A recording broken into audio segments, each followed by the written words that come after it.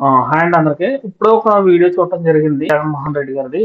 ఆయన press meet లో మాట్లాడుతూ ఏదైతే నిన్న ఆయన ప్రోగ్రామ్ లో ఒక సైకో గడు ఆ, ఒక బ్యానర్ ఏదైతే పట్టుకుని చూపించాడో, ఆ 2029లో వైసీపీ పార్టీ అధికారంలోకి వస్తే ఆ గంగమ్మ జాతరలో ఎలా రప్ప రప్ప పీకులు నరుకుతామన్నది, దానికి గురించి మాట్లాడుతూ జగన్ గారు ఏం మాట్లాడుతున్నారంటే అదొక సినిమా డైలాగు.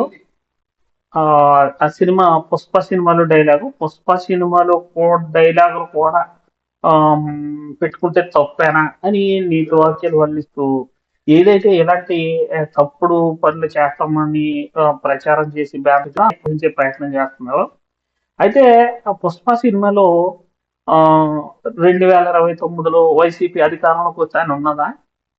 ఎందుకు ఈయన ఈ విధమైనటువంటి ఆ, తప్పుడు వ్యాఖ్యల్ని ప్రోత్సహిస్తూ ఈ పార్టీ ఆ, అసలు రాబోయే రోజుల్లో ఏం చేద్దాం అనుకుంటున్నారు వీళ్ళు?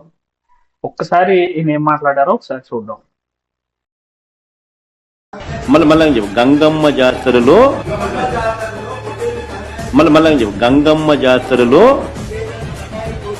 పొట్టేళ్ల తలకాయలు కోసినట్టు రప్ప రప్ప రప్ప రపా రపా నరికేస్తాం. అదే సినిమా డైలాగ్ అనుకుంటా స్వామి. యా cinema dialogue? Pushpa 2 sir. Pushpa cinema dialogue అది. మరి నువ్వే చెప్తున్నావు స్వామి. అంటే ఇప్పుడు పుష్ప సినిమా డైలాగులు పెట్టినా కూడా తప్పేనా? అసలు డెమోక్రసీలో ఉన్నామా, డెమోక్రసీలో లేమా స్వామి మనం? ఇది నాకు అర్థం కాదన్నా. అంటే పుష్ప సినిమా డైలాగులు పెట్టినా తప్పే, పుష్ప ఫోటోలు పెట్టినా తప్పే, గడ్డ మిట్టనే తప్పే, గడ్డ మిట్టనే తప్పే.